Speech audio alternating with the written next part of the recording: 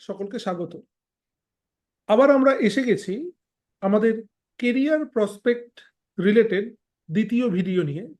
আবার সঙ্গে পেয়েছি নীলাদ্রিকে, যে আমাদের এই চ্যানেলের অন্যতম একজন প্রধান উপদেষ্টা বলা যায়, এবং এই চ্যানেলকে এগিয়ে নিয়ে যাওয়ার জন্য আমাদের সবসময়ের বন্ধু, যেটা আগে আমরা বলেছিলাম। তো পূর্ববর্তী যে ভিডিওতে আমরা বলেছিলাম মাইক্রোবায়োলজি, বায়োটেকনোলজি বা বিশেষ করে বায়োলজি সেক্টরে পড়াশোনা করবার পর কি কি ভাবে চাকরি পাওয়া যাবে বা কি কি ভাবে ছাত্রছাত্রী নিজেদের প্রস্তুত করবে, সেই নিয়েই আজকের আমাদের দ্বিতীয় ভিডিও। যে যেখানে আমরা দেখাবো যে কোন কোন সেক্টর আছে যেখানে ছাত্রছাত্রীরা নিজেদের ভবিষ্যৎকে সুনিশ্চিত করতে পারে। তাই দেরি না করেই শুরু করছি আজকের আমাদের এই আলোচনা, job prospects in applied biology.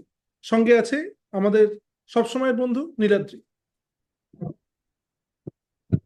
বলতো আমি আহ, বলতে চাই যে কি কি সেক্টরসে যদি একজন অ্যাপ্লাইড বায়োলজি কোনো স্টুডেন্ট হয়, সে কি করে নিজের জব প্রসপেক্টটাকে নিয়ে যেতে পারবে অ্যাপ্লাইড বায়োলজির ক্ষেত্রে। তো ইউজুয়ালি এটা আমি ব্রডলি ক্লাসিফাই করেছি চারটে সেক্টরসে। ফার্স্ট হচ্ছে গভর্নমেন্ট সেক্টর, তারপরে আসছে ফার্মাসিউটিক্যাল, তারপরে আসছে রিসার্চ এন্ড ডেভেলপমেন্ট, যেটাকে আমরা প্রিসাইজলি বলি R&D, আর নেক্সট আসছে ফুড অ্যান্ড বেভারেজ ইন্ডাস্ট্রি।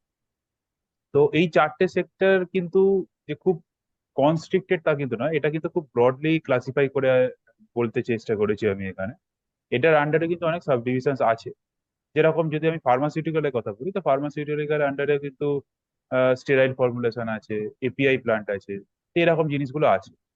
এবারে আমি আসতে চাই আমাদের সেকেন্ড স্লাইডে, যেখানে আমি ডিসকাস করব যে আমাদের গভর্নমেন্ট সেক্টরস এর আন্ডারে কি কি আছে, কি কি পসিবিলিটিস আছে জবের ক্ষেত্রে। তো গভর্নমেন্ট সেক্টরস বলতে আমরা দুটো ব্রডলি ক্লাসিফাই করতে পারি, একটা হচ্ছে সেন্ট্রাল গভর্নমেন্ট, একটা হচ্ছে স্টেট গভর্নমেন্ট। প্রথমেই আসি সেন্ট্রাল গভর্নমেন্ট জবের ক্ষেত্রে। তো সেন্ট্রাল গভর্নমেন্ট জবে আমরা দেখি এগুলো ইউজুয়ালি আমরা নামগুলো খুব ফ্যামিলিয়ার, যেরকম এফসিআই, যেটা ফুড কর্পোরেশন অফ ইন্ডিয়া বলা হয়, এফএসএসআই, যেটা food safety and standards authority of India, BIS, bureau of India standards, MPDA, APDA, এইরকম কিছু রেগুলেটরি বডিজ আছে যারা কিন্তু আমাদের ইউজুয়ালি যে কোনো ফুড প্যাকেটের গায়ে আমরা দেখি এফসিআই অ্যাপ্রুভ বা এফএসএসআই অ্যাপ্রুভ, যে কোনো জিনিসগুলো কিন্তু আমরা দেখে থাকি যে লাইসেন্স বা এর একটা অথেন্টিকেশন, একটা সার্টিফিকেট চাই যে এফএসএসআই অ্যাপ্রুভ। তো এইগুলো কিন্তু যারা এখানে জব করে তারা পার্ট অফ বায়োকেমিস্ট থাকে, যারা কিন্তু এই কিউসি পার্টটা দেখে যে একটা ফুড তার কোয়ালিটি কতটা, মানে আমরা যে কোয়ালিটি অফ ফুড যেটা আমাদের কাছে আমরা কনজিউম করছি, সেই কোয়ালিটিটা আদৌ কি এফসিআই স্ট্যান্ডার্ড অনুযায়ী তৈরি হচ্ছে, সেটা কি I like it is actually fit for human consumption, তার মধ্যে কতটা অ্যামাউন্ট অফ ট্রেস মেটেরিয়ালস আছে যেটা অ্যাকচুয়ালি পয়জনাস। তো এইরকম কিছু কিন্তু জিনিস থাকে যেগুলো এফসিআই স্ট্যান্ডার্ডস অনুযায়ী আমরা দেখা হয়।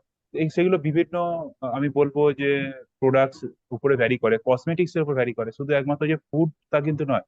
এখানে কিন্তু কসমেটিক্সও আছে, যে আমরা যখন কোনো জিনিস অ্যাপ্লাই করছি আমাদের স্কিনের ওপরে বা হেয়ারের ওপরে বা যে কোনো ইয়েতে, তারও কিন্তু কিছু রেগুলেটরি পার্ট থাকে যে সেইটা কতটা অ্যামাউন্ট অবধি কিন্তু আমাদের বডি সেটাতে অ্যাপ্লাই করতে বা কতটা উপরে গেলে সেটা কিন্তু টক্সিসিটি দেখাতে পারে। এগুলো সবাই সব কিন্তু অ্যাপ্রুভ একটা স্ট্যান্ডার্ডস মেনে কিন্তু তৈরি করা হয়। তো এবার সেকেন্ড আসি যে রেগুলেটরি। রেগুলেটরি বলতে ড্রাগ সেফটি অফিসার এটা একটা মেজর রোল প্লে করে, যেখানে আমরা দেখি যে বিভিন্ন রকম যে ড্রাগস গুলো বাজারে আসে, মার্কেটে আসে, যেটা হিউম্যান কনজাম্পশন, যেরকম খুব সামান্য একটা এক্সাম্পল আমি নিয়ে বলতে, যেটা যে প্যারাসিটামল বা তোমার যে কোনো ডাইজেশনের জন্য যে আমরা ড্রাগস গুলো আমরা ইয়ে করি, কনজিউম করি, তারও কিন্তু কিছু রেগুলেটরি পার্ট থাকে বা ড্রাগ সেফটি অফিসার সেইগুলো কিন্তু দেখে যে তার কনজাম্পশন যখন একটা হিউম্যান করছে। কারণ আমরা দেখেছি যে ফার্মাকোকাইনেটিক্স বলে একটা পার্ট হয়, জিনোমিক্স বলে একটা পার্ট হয়। সবার যে ক্যালপল খেলে শরীর ঠিক হয়ে যাবে আর কারোর শরীর ঠিক হবে না, এরকম কিন্তু ভাগ থাকে। এটা কিন্তু পুরোটা জিনোম একটা মানে তার বডির মেটাবলিজমের উপর ডিপেন্ড করে। সবার কিন্তু P650 খেলে কাজ হয় না, আবার সবার কিন্তু সাইডন খেলে কাজ হয় না, এটা কিন্তু ডিফারেন্ট প্রত্যেকটা বডির। কিন্তু এটা যে ডিসকাশন গুলো তুমি এই যে এখনই যে কথাটা তুললে, যেটা তুমি ডিসকাস করতে বললে যে কি কি step, এইগুলো নিয়েও আমরা ডিটেলসে ভিডিও আসবো। এইটা জাস্ট একটা নিশ্চয়ই। ওভারভিউ যে আমরা কোন কোন জব সেক্টর এদেরকে ফ্লারিশ করতে পারি। তো হুম। সেটাই সিডিএসসি, ওটা হচ্ছে সেন্ট্রাল ড্রাগ সেফটি, আর সিডিআরআইটা এরকম সেন্ট্রাল ড্রাগ রিসার্চ ইনস্টিটিউট, যেখানে আমরা কিন্তু দেখি যে ড্রাগ একটা যদি মানে মার্কেটে আমরা আসি বা একটা কোনো হিউম্যান, তার জন্য কিন্তু কি কি ড্রাগের সেফটি মেজার্স নিতে হয়। তার জন্য বিভিন্ন ইনভিভো অ্যানালিসিস করা হয়, যেখানে মাউস মডেলের উপরে কাজ করা হয়, গিনিপিগ মডেলের উপর কাজ করা হয়, তারপরে কিন্তু হিউম্যান কনসার্ন নিতে হয়। তো এটা কিন্তু একটা খুব ইন্টারেস্টিং পার্ট আমি বলবো, যেখানে শুধু জব মানে লোকজন যেরকম ভাবে যে, মানে ইউজুয়ালি আমাদের কাছে একটা একটা ডিটারমিন এটা থাকে, জব মানে সেখানে গিয়ে ওই কম্পিউটারের সামনে বসে কাজ করতে হয় বা নর্মাল রিসার্চ। বেশ। সিমিলারলি রিসার্চ ইনস্টিটিউটস বা হেলথ কেয়ার সেক্টরটা, তুমি একটু এটা ভালো বলতে পারবে যে রিসার্চ ইনস্টিটিউট গুলো কিরকম ধরনের কাজ হয় সেন্ট্রাল গভর্নমেন্টের ক্ষেত্রে? হ্যাঁ, তো এটা আমরা যদি তুমি আমরা একটু সেগুলো নিয়ে হালকা করে বলো যে এটা কিরকম একদম ধরনের। একদম সেগুলো নিয়ে আমরা বিস্তারিত আলোচনা করব পরবর্তী বেশ কিছু ভিডিওতে, যে হুম, এই হুম, ইন্ডাস্ট্রি এবং একাডেমিয়া, এই ইন্ডাস্ট্রি একাডেমিয়ার মধ্যে যে ব্রিজিং বা যে একটা মেলবন্ধন দরকার, এবং সেই মেলবন্ধনটা কিভাবে হবে বা কোথায় কোথায় গ্যাপ আছে, সেগুলো নিয়ে আমরা পরবর্তী ক্ষেত্রে নিশ্চয়ই বিস্তারিত আলোচনা করব। তার আগে হুম, আরেকটা জিনিস হুম, নীলাদ্রিকে প্রশ্ন, যে এই যে আমরা যে ডিফারেন্ট ডিফারেন্ট সেক্টরগুলোর কথা এখন বলছি, এই সেক্টরগুলো নিয়ে আমরা পরবর্তী ক্ষেত্রেও আরো ছাত্রছাত্রীদের একটু বলতে পারি যে কিভাবে তারা প্রস্তুত হবে বা পরীক্ষাগুলো কিভাবে হয় বা পরীক্ষার সিলেবাস গুলো কি কি ধরনের পড়াশোনা করতে একদম হবে। একদম। হুম। বিশেষ করে নিশ্চয়ই, আমাদের আমাদের নিশ্চয়ই। স্টেট মানে গভর্নমেন্ট, এইগুলো কিন্তু সবকিছু কিন্তু ডিফারেন্ট আজকে। হুম, আমাদের আমাদের স্টেট হুম, গভর্নমেন্টের যে ডিফারেন্ট ডিফারেন্ট বলো। সেক্টরগুলো আছে, যেগুলো অলরেডি মেনশন করেছিস তুই, তো সেগুলো যদি একটুখানি ভালোভাবে বলিস আমার মনে হয় হ্যাঁ, হ্যাঁ, সুবিধা হবে। নিশ্চয়ই, নিশ্চয়ই। তো স্টেট স্টেট গভর্নমেন্টে বলতে আমি ওই জন্যই কিছু এখানে জাস্ট একটু আমি প্রিসাইজলি ওটা বলবো, বাট এটা খুব জিস্টে একটা ছোট সামারি করে আমি দিয়েছি যে কি কি সেক্টরসে অ্যাকচুয়ালি জব আমাদের পাওয়ার মতো পসিবিলিটি আছে। যেরকম ফার্স্ট আসছে ডাব্লিউবিএইচআরবি, যেটা আমরা খুব ফ্যামিলিয়ারলি জানি, যে West Bengal health recruitment board. এই হেলথ রিক্রুটমেন্ট বোর্ডের আন্ডারে কিন্তু প্রচুর ভ্যাকেন্সি বেরোয়। যারা মাইক্রোবায়োলজি নিয়ে পড়াশোনা করছে, যারা বায়োটেকনোলজি নিয়ে পড়াশোনা করছে, তাদের জন্য কিন্তু এটা একটা খুব ফ্লারিশিং একটা সেক্টর, যেখানে কিন্তু তারা নিজেদের প্রোফাইলকে স্ট্রং করার জন্য জয়েন করতে পারে, নিজেদেরকে প্রফেশনালি। ইনফ্যাক্ট আমরা যদি এই ওয়েবসাইটকে রেগুলারলি ফলো করি, তো এটাই তোমাকে বলবো গৌতম দা, যে আমাদের যারা কিন্তু এই জব সেক্টরস এর দিকে ইনক্লাইন বা জব সেক্টরের দিকে আমরা কিন্তু যেতে চাই, তাদের কিন্তু রেগুলার বেসিসে এই ওয়েবসাইট গুলোকে ফলো করা উচিত, যেরকম West Bengal health recruitment board, FCI, FSSCI, এদের আন্ডারে যে এক্সামস গুলো হয়, সেগুলো কিন্তু আমাদের রেগুলার বেসিসে ফলো আপ করাটা দরকার। এটা কিন্তু ফার্স্ট অ্যাপ্রোচ, যেটা বলো প্রত্যেকটা ক্যান্ডিডেটস এর করা উচিত। তবেই কিন্তু আমরা জানতে হবে যে কবে রিক্রুটমেন্ট বেরোচ্ছে, তারপরে ইন্টারভিউ কি করে অ্যারেঞ্জ হচ্ছে। বিকজ আমরা দেখি যে আমরা কিন্তু ব্লাইন্ডলি প্রিপারেশন করলে হবে না, বিকজ আমাদের কিন্তু we should keep a mindset যে আমাদের এই টাইমের টাইম লাইন আছে। যেরকম যদি আমি নেটের জন্য প্রিপারেশন করি বা আমরা ছোট থেকে যদি কোনো এক্সামের জন্য প্রিপারেশন করি, আমরা কিন্তু দেখেছি যে আমাদের একটা টাইম আছে, যে আমাদের মার্চ মাসে এক্সাম আছে। তো we should start from a good amount of time, একটা হাতে টাইম নিয়ে কিন্তু একজন প্রিপারেশন করা উচিত। Exactly same goes for this job. এই ক্ষেত্রেও কিন্তু আমাদেরকে সেরকম ভাবেই প্রিপারেশন করতে হবে, যে আমাদের টাইম লাইন এই টাইমে এক্সাম হবে, এই একদম টাইমে এদের ভ্যাকেন্সি বেরোবে, অ্যাপ্লিকেশন বেরোবে, তো আমাদের আগে থেকে কিন্তু সেই রকম ভাবে প্রিপারেশন করতে হবে। এই যে প্রত্যেকটা জিনিস ওখানে ডিসকাস করলাম, এই প্রত্যেকটা যে প্রোফাইল গুলো, একদম তার জন্য কি কি দরকার, কি কি ভাবে পড়াশোনা করতে হবে, তার জন্য আমরা সবসময় পরের ভিডিওগুলোতে সেইগুলো একদমই নিয়ে একদমই আমরা আলোচনা করবো। একদমই তাই, Right? একদমই এটাই তাই। আমাদের প্ল্যান আছে। হ্যাঁ, মানে হুম। এটাই হচ্ছে আমাদের চ্যানেলের প্রধান একটা তো নেক্সট বৈশিষ্ট্য আমি বলা যদি যায়। এই, একদম, একদম, হ্যাঁ। তো নেক্সট যদি আসি আমি, যে এর পরের যে স্লাইডে, সেখানে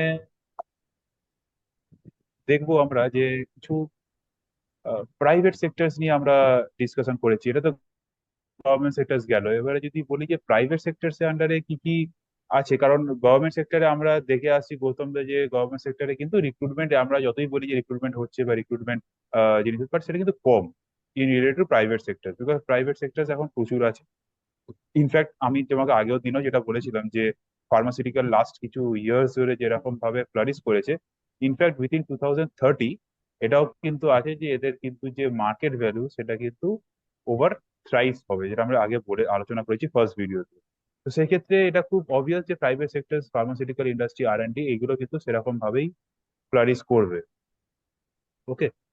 তো ফার্মাসিউটিক্যালের ক্ষেত্রে যদি আমরা দেখি, সেখানেও কিন্তু কিছু ভাগ আছে, যেরকম quality control, quality assurance, regulatory affairs. একদম। সিমিলারলি আর&ডি আছে, যেখানে সিআরও বলতে কন্ট্রাকচুয়াল রিসার্চ অর্গানাইজেশন, আবার সিএমও বলতে হচ্ছে কন্ট্রাকচুয়াল ম্যানুফ্যাকচারিং অর্গানাইজেশন। মানে এরা এগুলো কিন্তু ডিটেলসে, আমি এখানে জাস্ট নামগুলো ছুঁয়ে গেছি যাতে একটু আমাদের ভিউয়ার্সরা বুঝতে পারে যে কি কি সেক্টর আছে। তো কারণ ডিটেলসে তো তো পরের ভিডিওগুলোতে আমরা প্রত্যেকটা জিনিস যেগুলো আমরা এখানে আলোচনা করব, জাস্ট এটা একটা ওভারভিউ, যে আমি একদমই ব্ল্যাঙ্ক ভাবে স্টার্ট তো করা যায় না, যে একটা জিনিস বেভারেজ, ফুড অ্যান্ড বেভারেজটাকে আমি জাস্ট নর্মালি এখানে ফুড অ্যান্ড বেভারেজ বলে মেনশন করেছি, কিন্তু এর আন্ডারে তো প্রচুর আছে, যেরকম ডেয়ারি হচ্ছে, তারপরে তোমার ফুড ইন্ডাস্ট্রির ক্ষেত্রেও প্রচুর রকম আছে, যেরকম আমরা ব্রেড ইন্ডাস্ট্রি দেখি, তারপরে যেখানে কোল্ড ড্রিঙ্কস তৈরি হয়, এরকম বেভারেজ ইন্ডাস্ট্রিও প্রচুর রকমের আছে, যেখানে যেখানে কিন্তু বিভিন্ন সেক্টরসে আলাদা আলাদা রকমের নিজেকে প্রিপারেশন করতে হবে, সেগুলো নিয়ে আমরা অবভিয়াসলি ডিসকাস করবো। বাট ফার্মাসিউটিক্যাল আন্ডারে যেটা তোমাকে বলছি, যে তিনটে কিন্তু মেন যেখানে আমাদের সাবজেক্ট রিলেটেড হয়, যেটা হচ্ছে কিউসি, একটা যে কিউএ, একটা হচ্ছে রেগুলেটরি অ্যাফেয়ার্স। এছাড়া প্রোডাকশন হয়, বাট প্রোডাকশনে আমি বলবো না যে রিক্রুটমেন্ট হয় খুব একটা আমাদের মাইক্রোবায়োলজি বা বায়োটেকনোলজি থেকে, বিকজ ওই একদম। এর জন্য ইউজুয়ালি ওরা ফেভার করে। নেক্সট ভিডিওতে আমরা আসবো, যেখানে কিউসি কিউএ আর এইগুলো নিয়ে কিন্তু আমরা ডিটেলস আলোচনা করবো, যাতে আমাদের ভিউয়ার্সদের আরো অনেকটা জিনিসটা হ্যাঁ, ঠিকঠাক ভাবে ক্লিয়ার হয়, এটা ক্লিয়ার একটা ওরা পায় একটা নলেজ, যে কিভাবে একদমই। এই জিনিসগুলো অ্যাকচুয়ালি কাজ করে বা কিভাবে ওরা নিজেকে প্রিপেয়ার করতে হুম, পারে। মানে বলো। আমরা নাম শুনে এসেছি কিউ এ কি কিউ সি কি, but what is the difference হ্যাঁ। Between the Q A and Q C? বা হুম। কিউ সি কখন চেক করতে হবে, কিউ এ কখন চেক করতে হবে, বা কিভাবে চেক একদম করতে একদম। হবে, তার জন্য আমাকে কিভাবে এই সেক্টরে হুম, যদি আমরা ডিটেলসে করবো যে কোন একদম কোন স্টেপ ওয়াইজ পর পর পর পর আসছে, একদম তাহলে জিনিসটা সুবিধা হ্যাঁ, হবে। একদমই তাই। তাহলে আমরা পরের হুম। ভিডিওতে যেটা দেখবো সেটা হচ্ছে এই কোয়ালিটি অ্যাসিওরেন্স, কোয়ালিটি কন্ট্রোল এবং রেগুলেটরি অ্যাফেয়ার্স এর একটা সাম্যক ধারণা, এবং সেটাখানে একদম। কিভাবে ছাত্রছাত্রী নিজেদের প্রস্তুত করবে সেই নিয়ে বিস্তারিত হুম। আলোচনা। দেখা হবে আমাদের পরের ভিডিওয়। সকলকে অসংখ্য ধন্যবাদ। আবার অনুরোধ রইল সকলকে ভিডিওটিকে লাইক এবং সাবস্ক্রাইব করবার জন্য। ধন্যবাদ।